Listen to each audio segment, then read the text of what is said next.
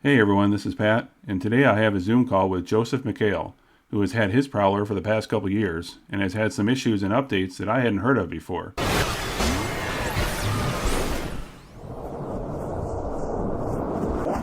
By the way, if you haven't already seen my earlier episodes from last year, be sure to watch my Part 5 and Part 8 episodes if you are interested in updates and fixes I did, which you may need to do on your Prowler. I will provide links to these episodes in the description below.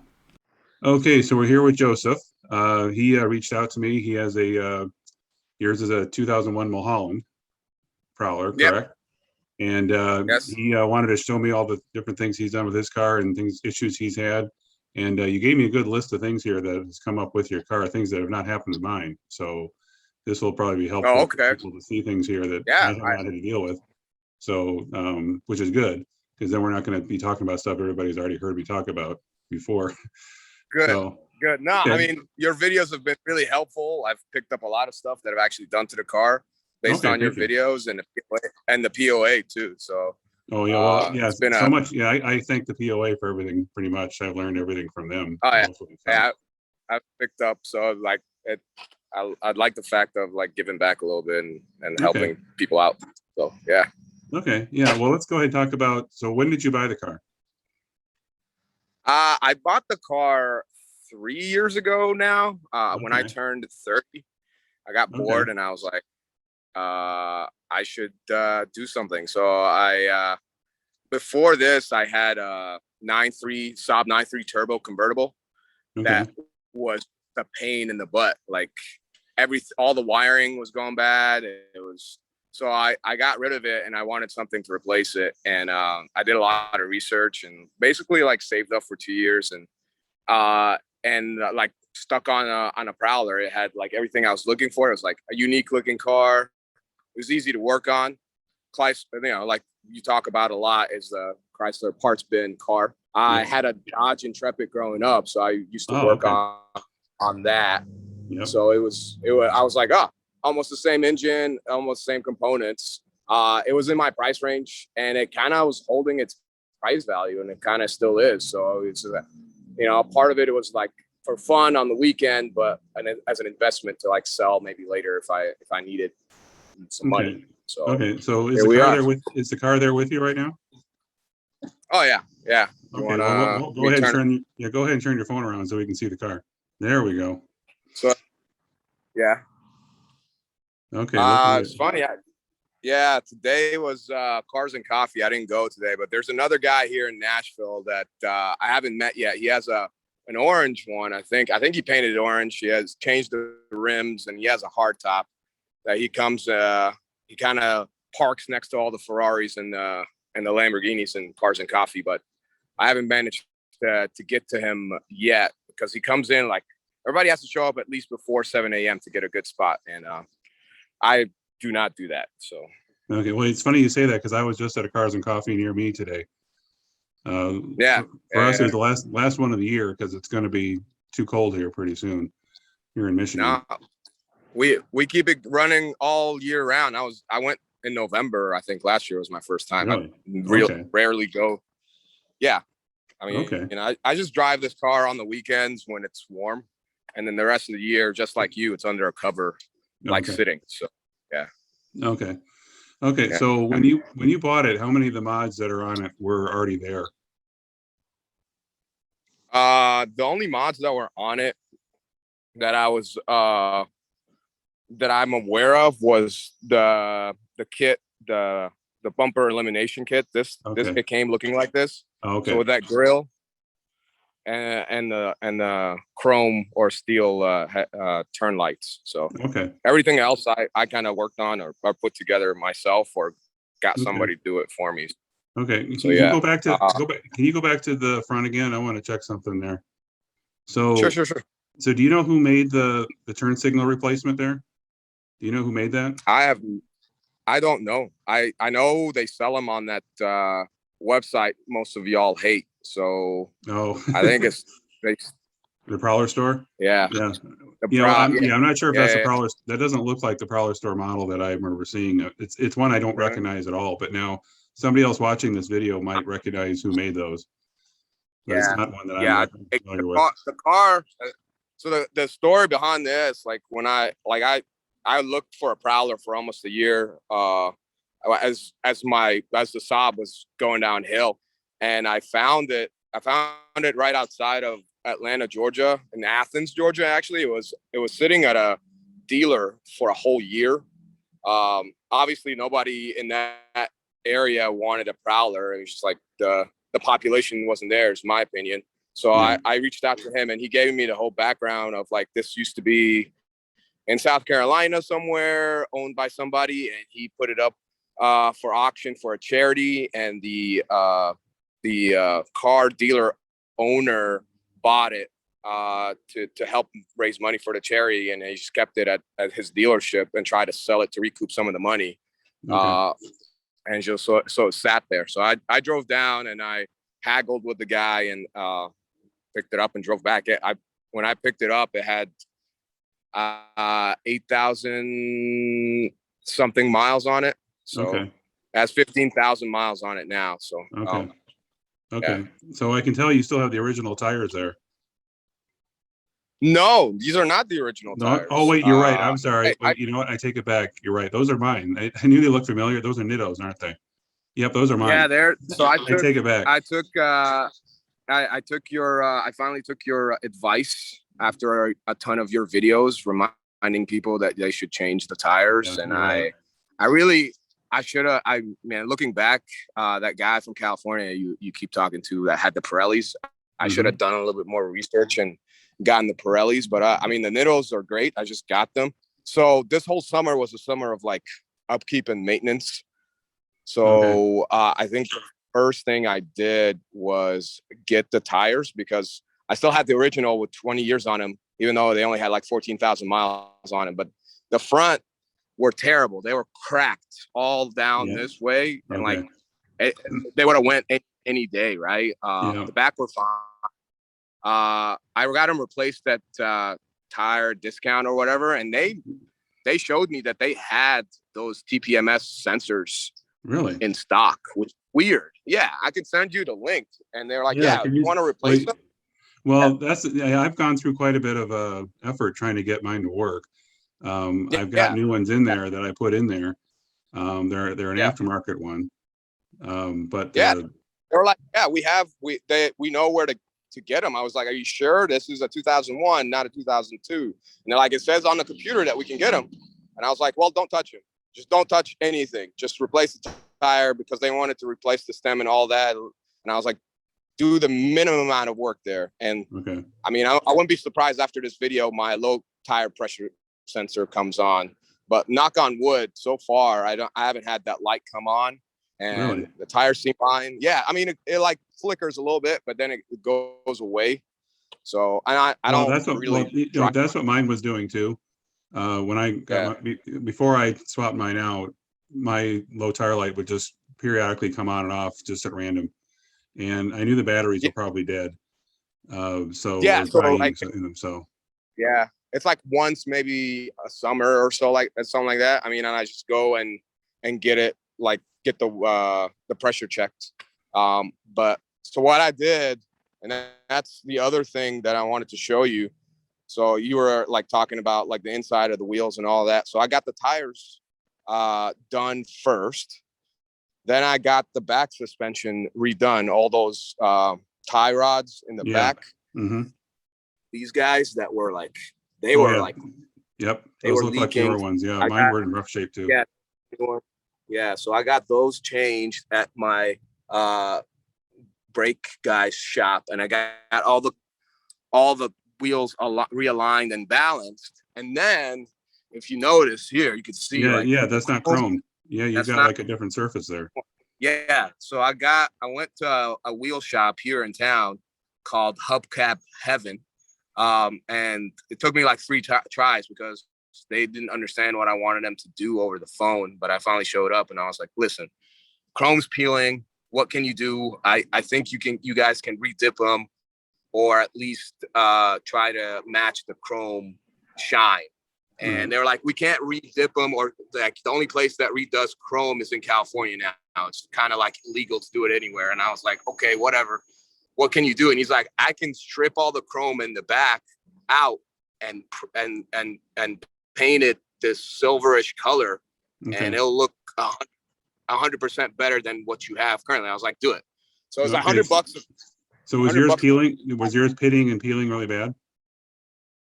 Only in the front here.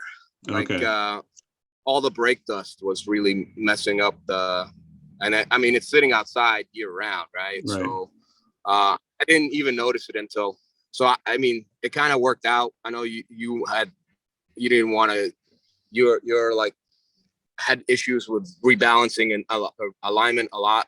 Yeah. Luckily so they stripped everything and then did this polish on it. And then they balanced and reinstalled the wheels.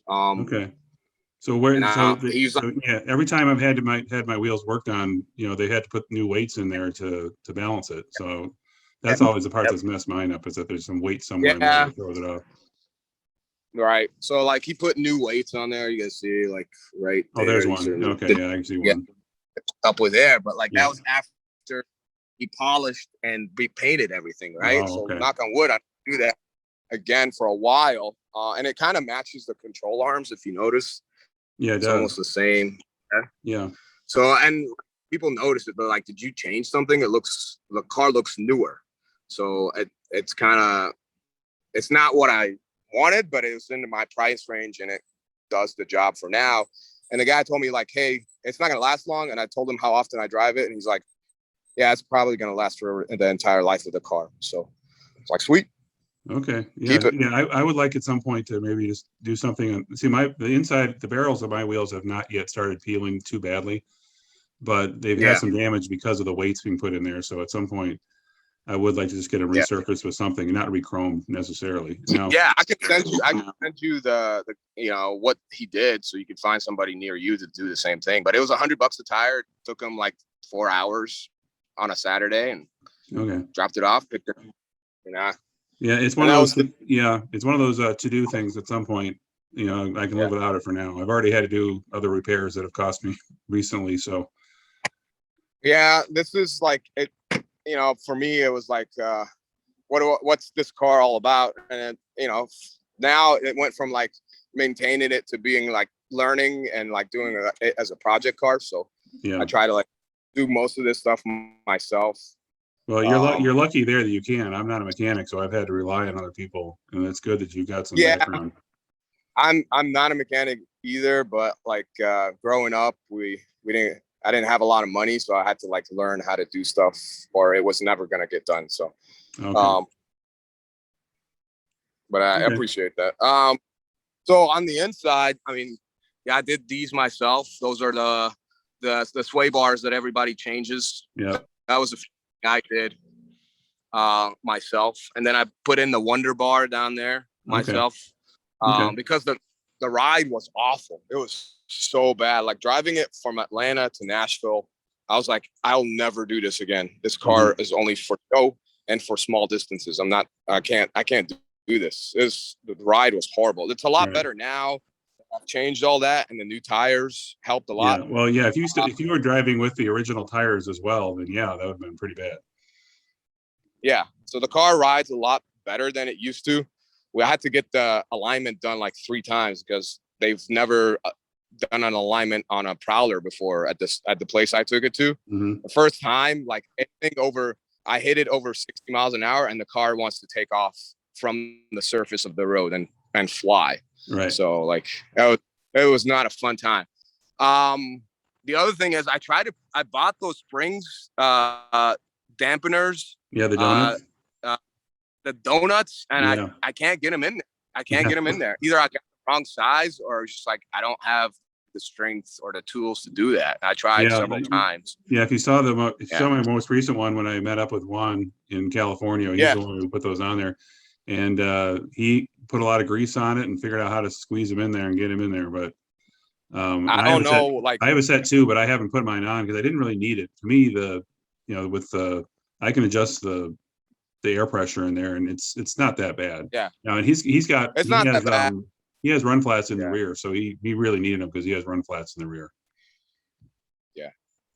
It's not bad, but it was on my list of things to do, and now I feel like I'm not accomplished it. So like I'm annoyed by that, but it just sits there in my house and I look at them all the time like, I can't. I tried. I really tried, but yeah, we'll see. Maybe next summer we'll try again. Okay. Well, go ahead. No, I was gonna just go over some more of the stuff that like I've done or I was gonna go through your list. I've got your list here up on the screen for me to go through that you sent me. Go for it. And I was gonna go through that. So so you mentioned here the fuel system. There was issue with the hoses. You replaced the hoses in the fuel system? Yeah, I have a trusty mechanic just like you here, but like just like that guy from Canada that has that straight pipes. My check engine light came on, and it was basically a lot of the hoses for the fuel tank. I mean, I don't know, had to be replaced basically. The EVAP system wasn't working anymore, so that's going to be a common problem for everybody. I fear if it isn't already. So there is I guess it depends on the model year. I mean, I think since you have a 2001, I don't think it was as bad. I think some of the 99s or 97s had issues more like with fuel pumps. But as far as the hoses, I've not had to do anything with the hoses on mine yet. How easy is it for you to fill it up? Because depending on the years, the way they did the filler tube there is different on some years, and so it wasn't even the yeah. No, I have no problem filling up the fuel tank. Okay, then you probably I thought it was. Yeah. Go ahead. I was going to say that it might be by 2001 that they made some changes to the way the fuel filler, the tube is behind the cap, and it's a different design, and it allows it to helps prevent it from shutting off as you're trying to fill it up. And so if you don't have that problem too much, then you probably have that newer design that they did. But mine has the older one, and sometimes it's tricky to get it to fill. Yeah, I replaced that cap like 3 times, thinking that was the main problem at first. Really? But it wasn't. Yeah, because usually like when the EVAP system comes on, usually it's like your gas cap is not tightened on or it's going bad. You just replace that first. Right. Okay. And that do it. That didn't do it. Okay. So so the next thing on here, you say the idle air control valve. Yeah, so a lot of people on POA, or lately at least, because I was having it and I didn't know what the deal was, like especially in like hotter climates, when you have full load on the engine and the AC is running, and you're stopping at a stoplight or going back in reverse, the engine can't maintain normal idle, so it'll just like dip down in RPMs and then try to compensate and shoot up again. And then usually when it shoots up, tries to jump the light, like you're sitting on the brakes and it overcompensates and try to push you forward, really. So there's a, I don't know. So in the back here, down here below this guy, other valve down here that controls the air intake during idle at high load. And I think one of your guys on the videos mentioned it. It's like a AC Delco replacement. I would recommend everybody just doing it. I mean, I even if you're not seeing it because you live in a cooler and like climate, but it helped out because I reverse park this car all the time and I have the AC on. And when I do that, like I would usually like the RPMs are jumping all over the place, and now it's steady. Has no issues. Oh, okay. Now that's the problem I've not had. Now, again, I took it out in some really hot weather earlier this year when I was on my road trip. And I don't recall that happening so far. Well, I mean, like I said, some people have it. I've seen it. There's a whole, I can send you the string or the POA. Like, go ahead and send me that. I can show it on the screen then so people can go look at that to refer to it. Okay. Yeah. All right. So the next one you mentioned about the secondary actuator O-ring. Oh yeah. So last year, so I drive this thing like only basically during the summer, and so I change the oil once a year, with only like 1,000 miles on around every oil change or less. Right. So I was checking oil and I'd lost almost a quart, and I was like, well, this is not good. either the car's burning oil or it's leaking somewhere. So I started doing some research on the POA, and I come to discover on this air manifold here on high load, because I have a lead foot, so I kind of hit the gas a lot. There's a valve right here. It's literally this guy right here. Okay. That opens up on different loads. Like if you're hitting the highway at high speeds, kind of opens up different veins here. Okay. And it has a little O-ring, and I could send you the info on that. One of the guys on the website actually sent me the info on it, because I was like, hey, I think it's here. And I did that over winter break. I popped it open, and there was oil all underneath. And I popped that open, put in the new O-ring. Mm-hmm.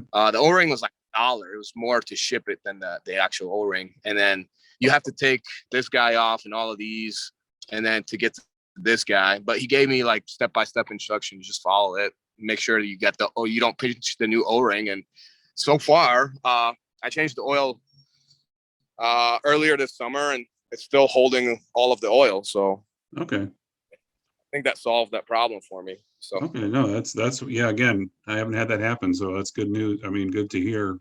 You know, you've experienced that. Yeah. We can let people know about that one. Okay. Yeah. You did list on here the differential fluid. Now, is that for the transmission, you mean? Yeah, so there's two. So there's I can send you a link on that too. There's actually 3 fluids in the back. You have your transmission fluid, Right. which I just pumped out.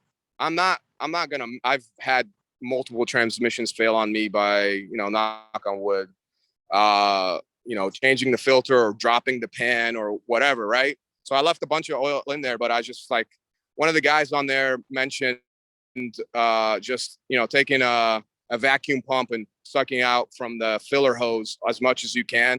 So I pulled out about a gallon and replaced it with new transmission fluid, and the car's been fantastic ever since. I mean, it's 20 years old, right? Change it. But there's 2 other fluids back here. Trying to remember which side it's on. Let's see, is it on this side? No, it's on the other side. So you have the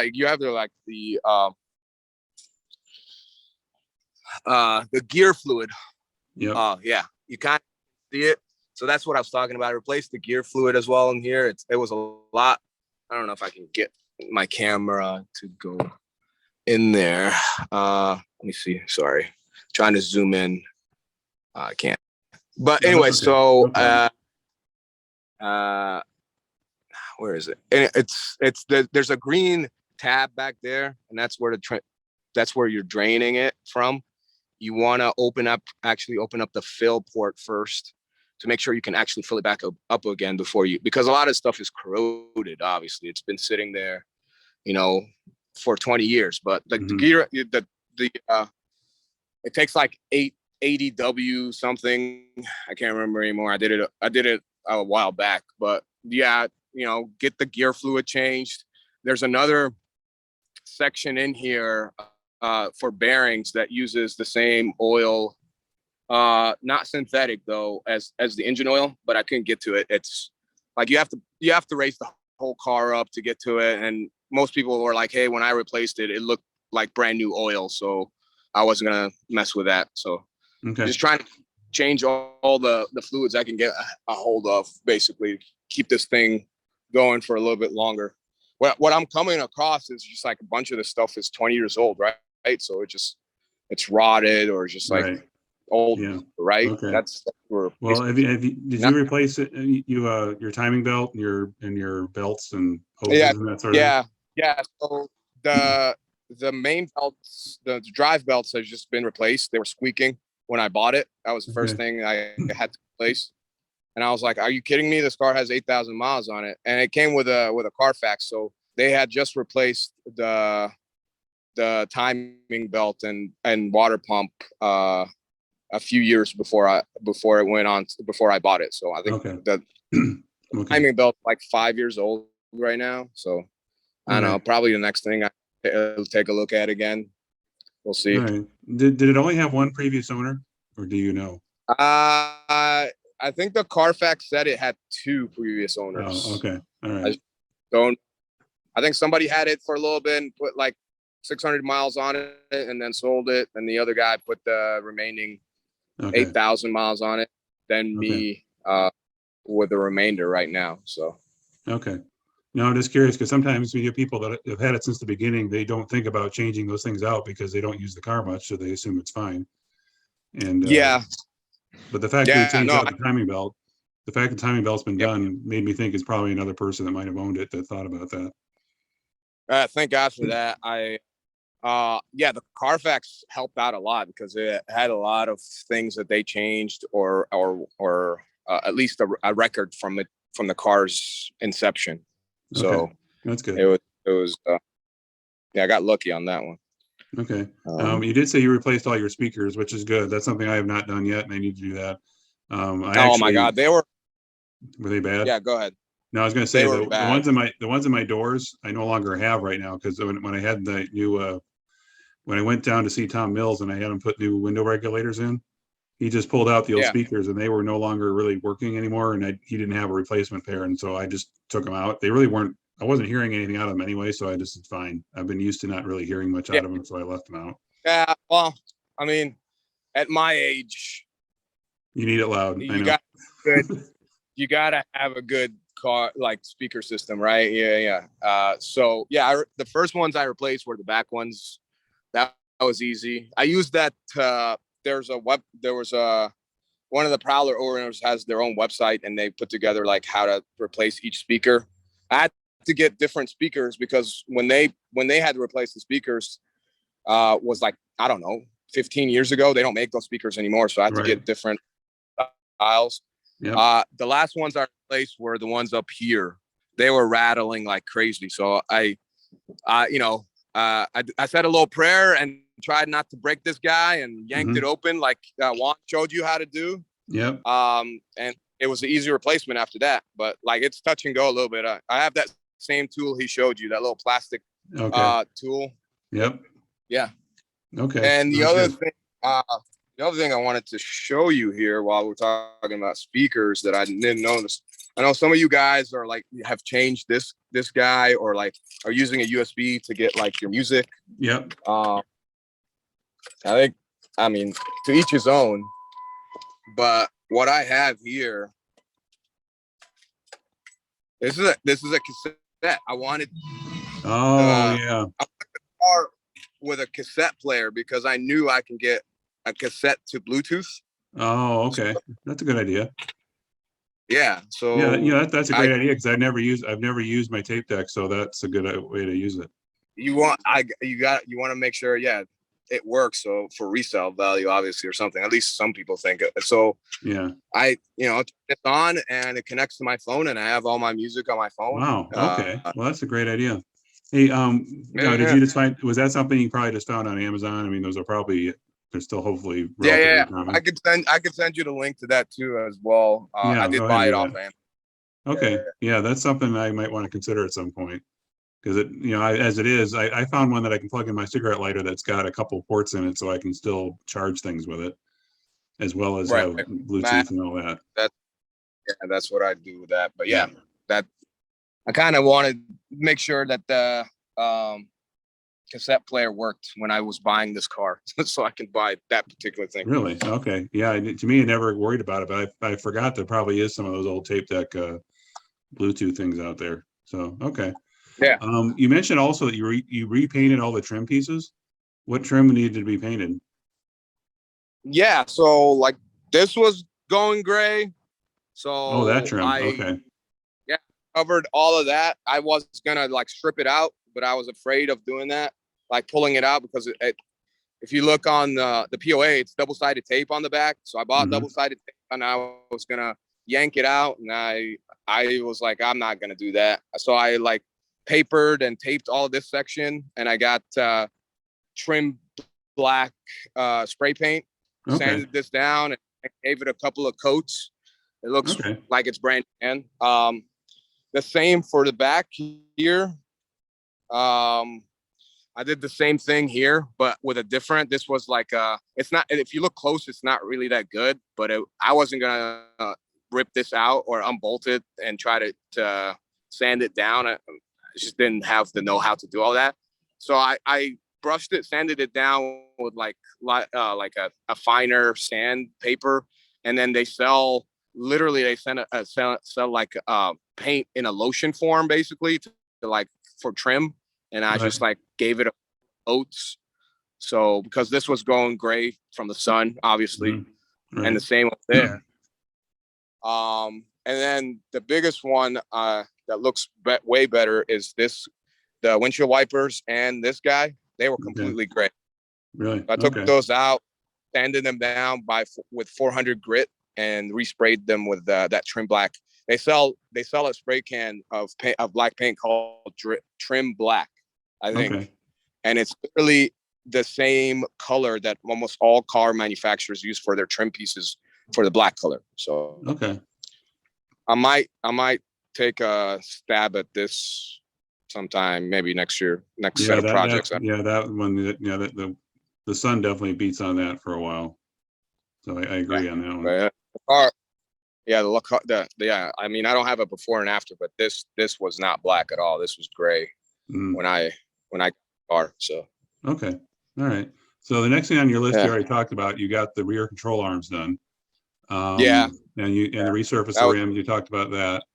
Now, also you mentioned the coolant and a new vent valve had to be put in. I'm not sure if you already talked about that. Oh my God! Yeah. So that's another like fun little story of me trying to work on the car and basically almost destroying it. I tend to do that a lot. I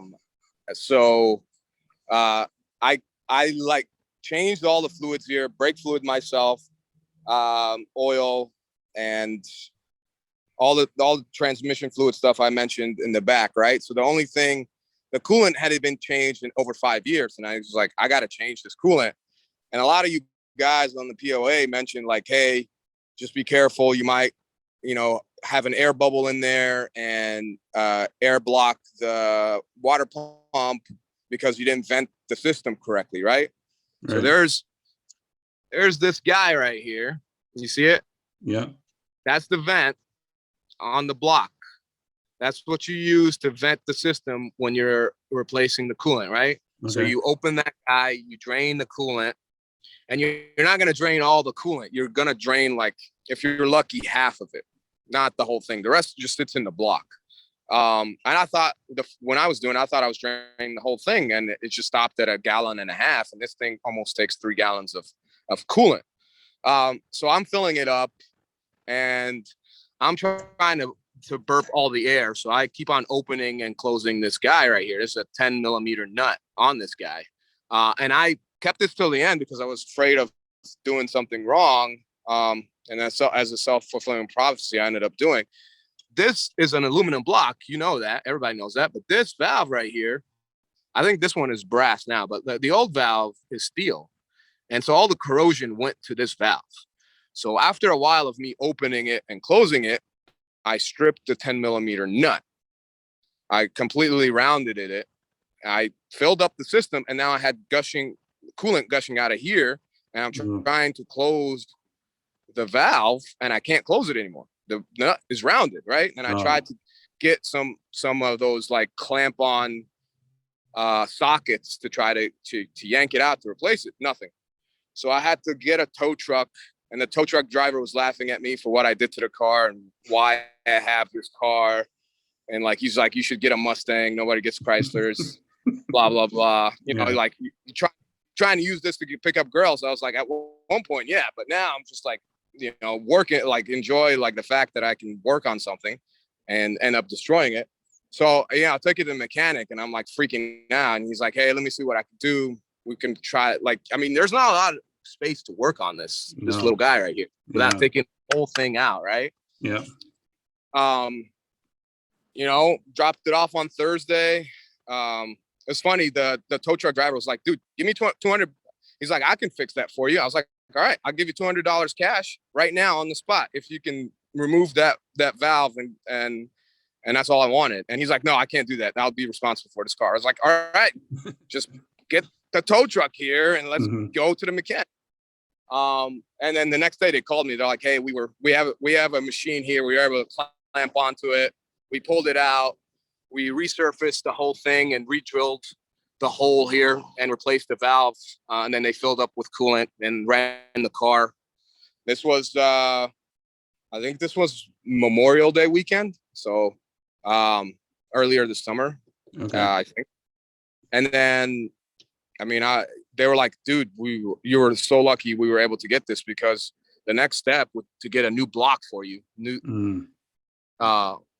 And they're like, they don't make that kind of design anymore for the, this was a special overhead manifold just for this. Like the 3.5 liter high output for the rest of the Dodge series has a different intake manifold and different setup on the top of the engine.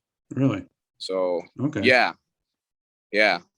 So I just assumed it was the same one as the Intrepid had. Or 300M had. I didn't realize there'd be a difference. Yeah, it was a little different. Yeah. So like this whole manifold, they don't make that anymore. Like, because it has to match this, and the rest of them don't have the same intake. They have like one on one side. It's just all coming on one side. I could send you a picture. I've seen some on YouTube, but it's like, just be careful if you're changing your own coolant. That valve is probably corroded by now, and you might as well replace it. Yeah, might as well replace it when you're changing your coolant. Like I said, man, this, like, it's 20-year-old car. It's just you're dealing with corrosion and rubber that's rotting out, right? So. Right. Okay. All right. Well, the only other thing you have on your list here is that it says you're looking for a hardtop. Yeah, I would love to get my hands on a hardtop, but I need to save up some more money for that. This top was changed under the warranty, so this is the second top. But I was able to I was able to get the price down a little bit because it had some nicks in it. They're like, oh, there's some scratches. I was like, these are not scratches. These are nicks. Okay. Now, when you said it was replaced under warranty, which warranty was that? That was the original car. Like, I think a lot of these hoods, original, like the original car warranty for Chrysler, because of nicks, they were able to get new tops under warranty. Oh, okay. Yeah. Well, and you have a top that's harder to find because you've got the navy blue top. The blue one. Which only your color has that color. Every other Prowler has a black top.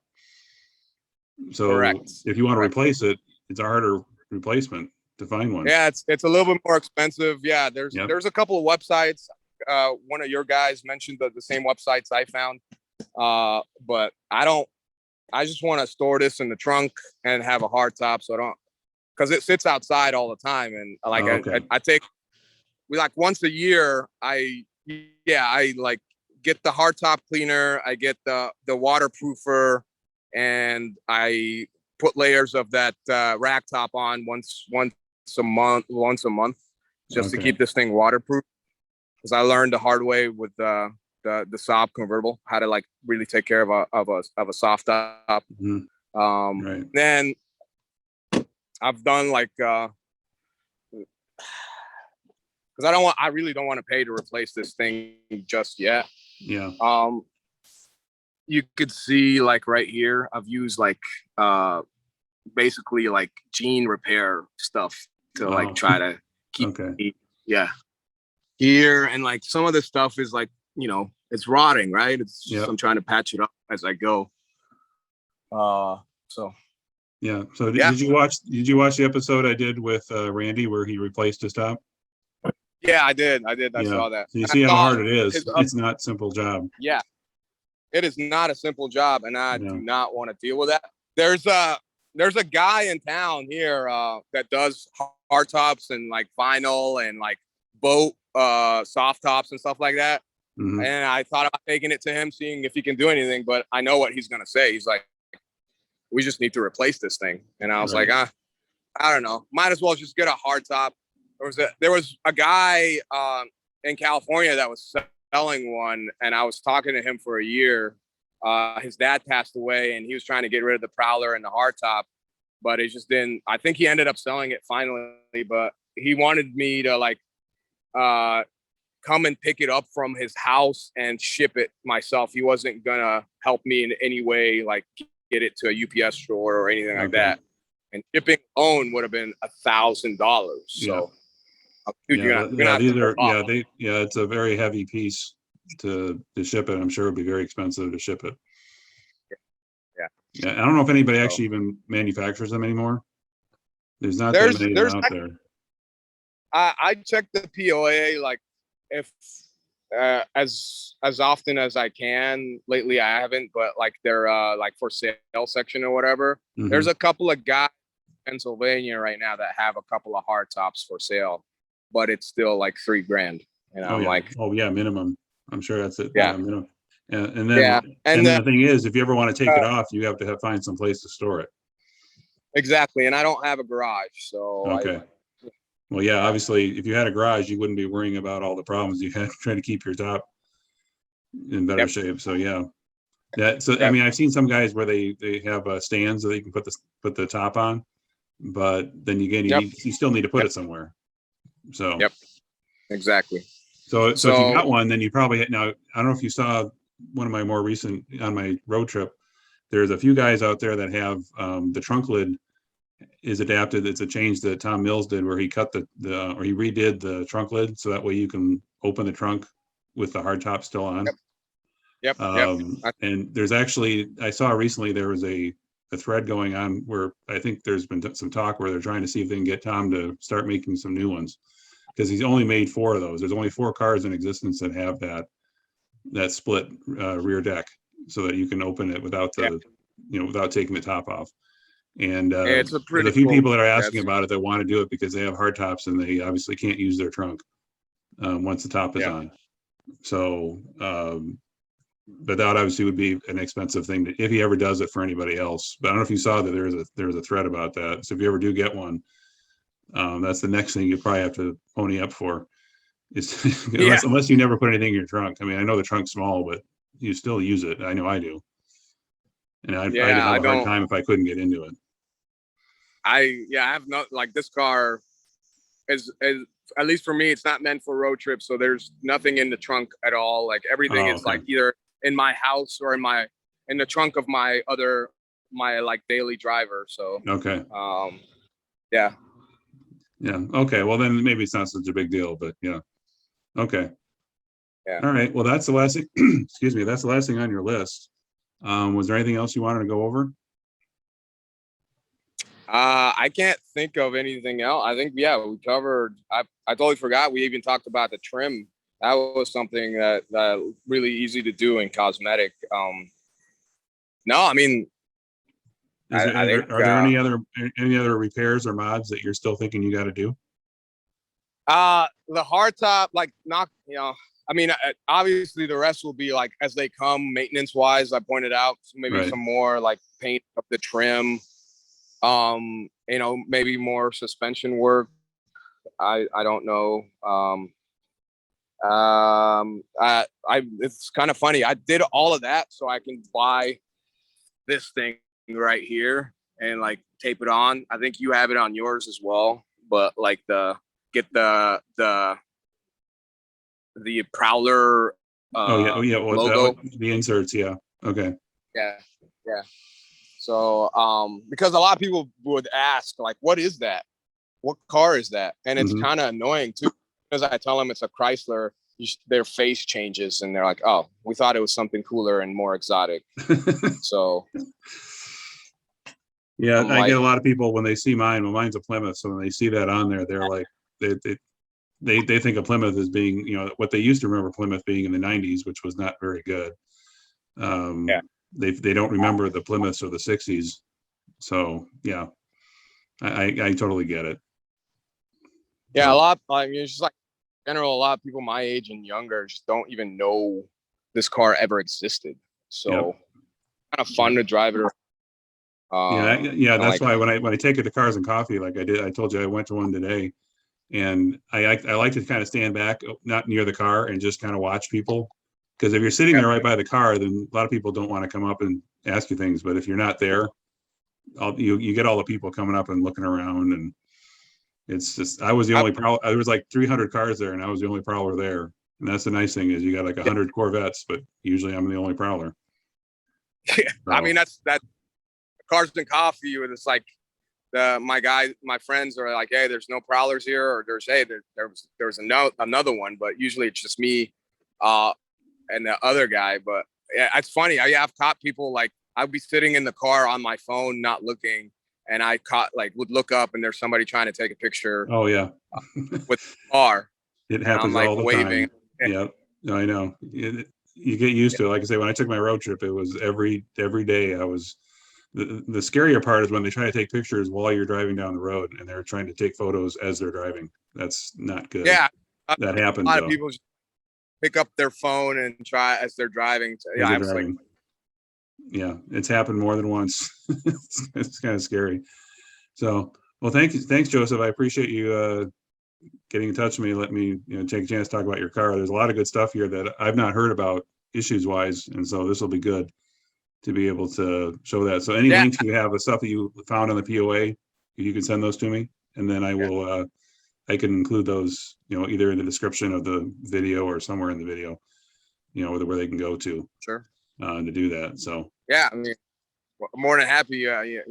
Everybody on there has helped me out a lot, and I thought about reaching out since it's just difference of like seeing everybody else that are like original owners are also like twice my age, and yeah, like I don't. yeah, you're definitely on the younger side. I'm actually younger. I mean, I'm 54, and I'm probably younger than most of them. Yeah, But yeah, no, it's good. Eventually, it's got to be people your age to take over because otherwise there'll be nobody left to take care of the car. So it's good that more people your sitting age around. hopefully start liking the car and want Yeah, to own one someday. So yeah, yeah. okay, well, They're fun. That you can work on them. Their parts are cheap. Well, some parts, not all parts. Depends Some on the parts. part. I mean, yeah, the parts that were parts bin parts, yes, but yeah, not any body parts. Those are expensive. If you ever have an accident, you're going to be paying probably a lot, Oh, oh yeah. unfortunately. If I have an accident, it's over. Like all my friends were like, "Dude, we hate driving with you. Like it looks like this car is gonna come apart at any moment." I was like, "Nah, it's fine." But if we're in a wreck, yeah, this thing is totaled completely. Like look at the front of this car. I'm driving a slice of pizza with like two wheels. Yep, that's what a lot of people call it. So Yeah. okay, all right. All Well, right. thanks again, Joseph. I'm not sure when I'll be able to get this all edited out, but I'll keep in touch with you. I'll let you know. I'm actually going to West Virginia in about a week, so our next call is in about a week. So like if you guys ever do it in Nashville, I'm all there. okay. Anywhere else, I'm not driving that car that far. Like there's no Well, way. the next one's going to be next year is going to be in Carlisle, Pennsylvania. There's going to be the 25th anniversary there, so that's still probably a bit of a drive for you. It's only a 1 day drive for me, but yeah, I've gone a lot farther, so that trip's nothing. No, it's not going to be a big deal, but I get it. Yeah, you need to get a trailer like I have. If you're ever going to go any place far anyway. So, but anyway, hey, so thanks again, and we'll see you later. Yeah. All right. Yeah. Talk to you. I'll send you some of the links. All right. Okay. Bye. Thanks a lot. Okay. Bye.